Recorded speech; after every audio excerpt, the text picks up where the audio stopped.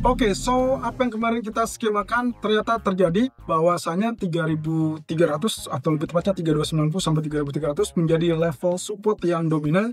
Kemudian kita lihat dorongan secara bertahap lanjut sampai ke 3340-an.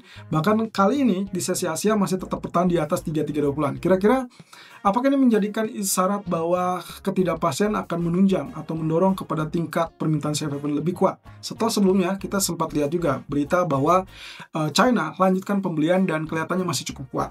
Kita lihat dari sedikit apa yang kita perhatikan, apakah US Treasury-nya akan melanjutkan kenaikan atau tidak, apakah ini sesuai juga dengan apa yang kemarin kita bahas di live streaming. Ini dia alasannya.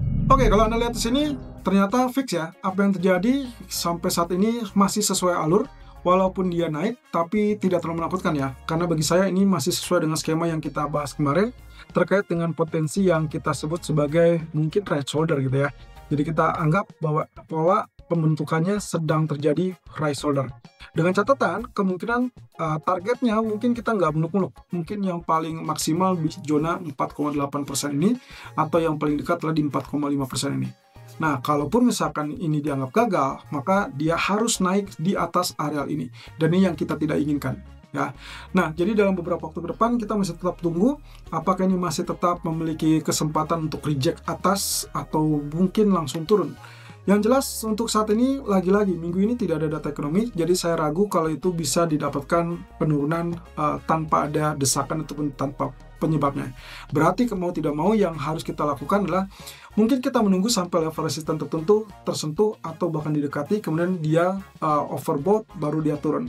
Atau dengan catatan lain, bisa saja pengumuman tarif nanti lebih kepada mendukung kepada penurunan dan akhirnya bersifat lebih mendorong lagi kepada safe haven.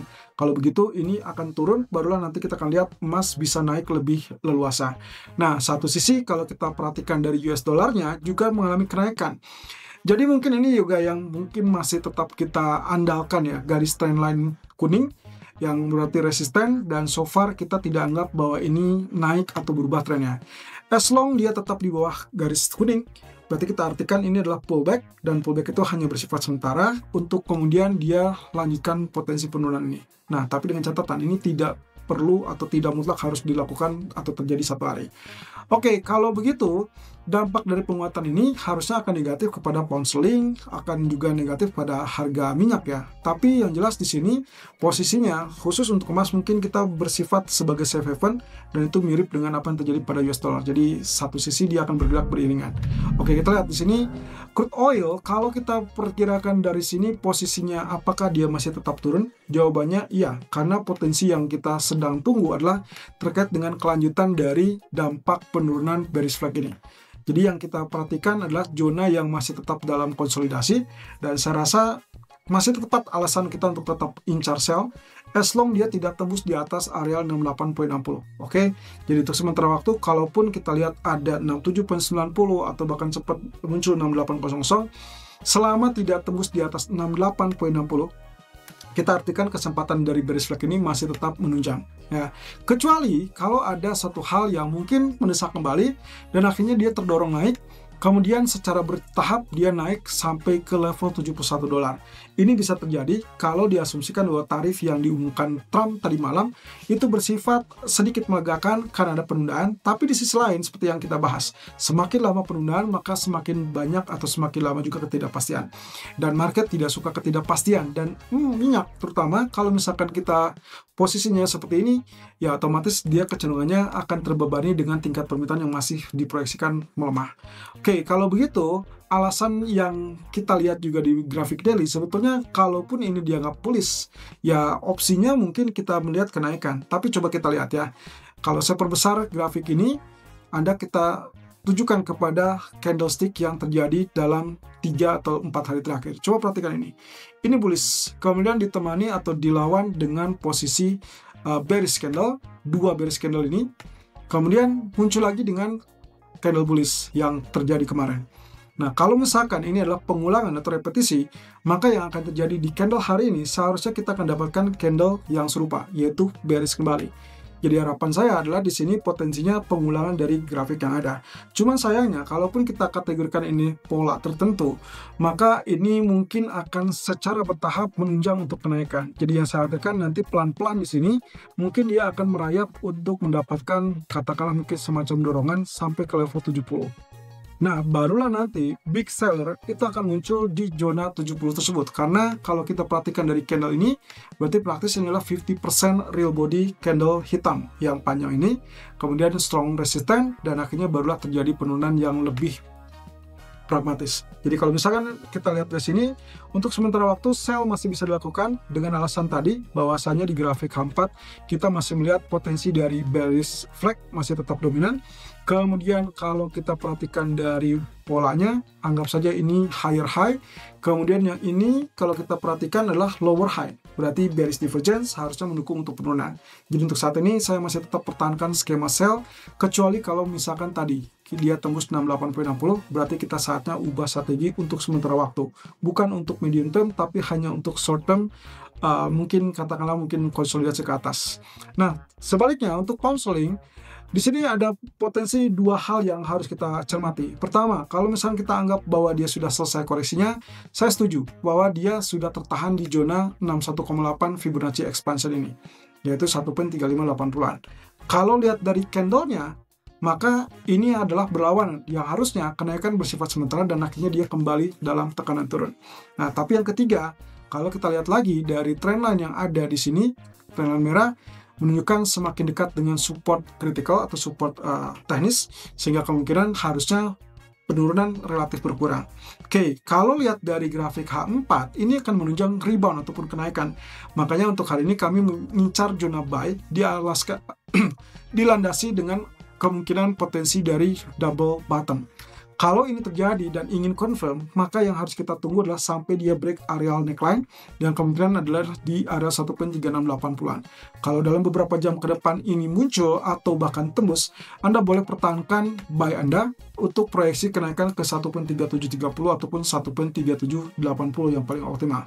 Tapi saya sarankan Anda harus wait and see sampai ini betul-betul confirm tembus. Sebaliknya, kalau ternyata ini tidak tembus, hati-hati, dalam beberapa jam ke depan mungkin yang akan kita lihat adalah rejection, sehingga nantinya dia akan cenderung membentuk pola yang kita khawatirkan terjadi adalah kaitannya dengan bearish rectangle. Nah, jadi opsinya adalah perhatikan 1.3680 dan juga waspadai 1.3570. Untuk sementara waktu, kita asumsikan ini adalah potensi double bottom, tapi kalau ini tidak tembus, Anda boleh ubah strategi saat dia betul-betul confirm gagal naik di atas 1.3680-an dan mengkonfirmasi saat dia turun di bawah 1.3570. Artinya secara singkatnya Anda ubah strategi saat dia betul-betul resmi tembus 1.3570. Nah, terakhir dari posisi emas untuk saat ini kita mungkin sudah mulai lega. Kemarin kita sudah sempat singgung ya, kaitannya dengan apa yang terjadi di sisi sini itu adalah potensi pengulangan dari apa yang terjadi di sisi sini. Cuman bedanya yang ini mungkin jalur yang sangat besar, sementara ini jalur kecilnya. Nah, kalau misalkan kita asumsikan bahwa pengulangan terjadi, maka yang terjadi di sisi sini yaitu potensi pergerakan yang secara bertahap langsung mulai kenaikan, maka di sisi yang di sini pun yang terbaru kita pun sudah mendapatkan hal tersebut. Jadi ini sudah sesuai dengan apa yang kita harapkan, bahkan kemarin penurunan pun tertahan di 3296. Persis di teritori atau dekat dengan teritori yang kita tandai.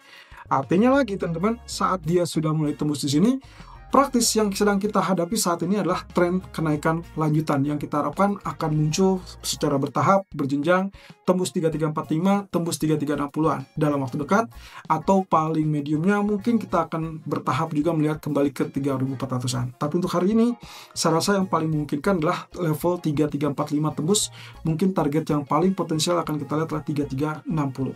Nah, coba kita lihat potensi dari berikutnya dari sejak dia tembus di zona ini, maka yang seharusnya teman-teman perhatikan adalah zona ini sebagai potensial wave 1.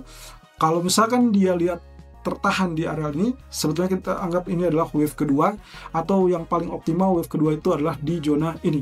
Berarti alasan yang tepat untuk menunggu sampai 3310 atau 3315, atau yang paling dekat adalah 3320, Anda boleh buy dengan asumsi bahwa inilah periode wave kedua, kemudian dia lanjutkan wave ketiga akan lebih panjang dari wave 1, berarti kita asumsikan 65 akan tembus, dan itu berarti berjenjang. Nah, selanjutnya baru kita akan lihat koreksi seperti itu dan akhirnya 5.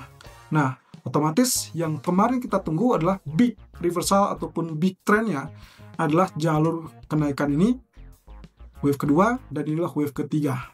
Secara tren, big trendnya adalah yang hitam ini, dan itu berarti kemarin kita sudah resmi mendapatkan wave kedua. Sedangkan yang sedang berjalan saat ini adalah periode di mana wave ketiga yang hitam atau jalur major trend didukung dengan kebijakan ataupun pergerakan dari minor trend yang kemungkinannya adalah kita asumsikan ini wave 2 dan kita akan lihat wave ketiga, 4, dan seterusnya wave 5. Berarti dalam hal ini sangat tepat kalau kita incar buy daripada sell, dan juga sebaliknya kalau kita kaitkan dengan proyeksi dari inverse head and shoulder besarnya ada di sini,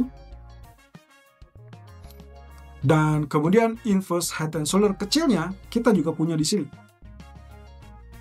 Maka kecenderungannya ini akan saling mendukung untuk kembali mulai kenaikan. So, strategi yang paling utama kita tetap tunggu 3320-an atau 3315 untuk lakukan buy. Stop loss digunakan atau dipasang di bawah 3309 yang ideal supaya menghindari atau mengantisipasi penurunan sampai di 3300. Dan opsi terakhir, kalau misalkan ternyata dia tidak turun sampai 3320, maka Anda boleh follow buy atau pertahankan buy saat dia betul-betul tembus 3345.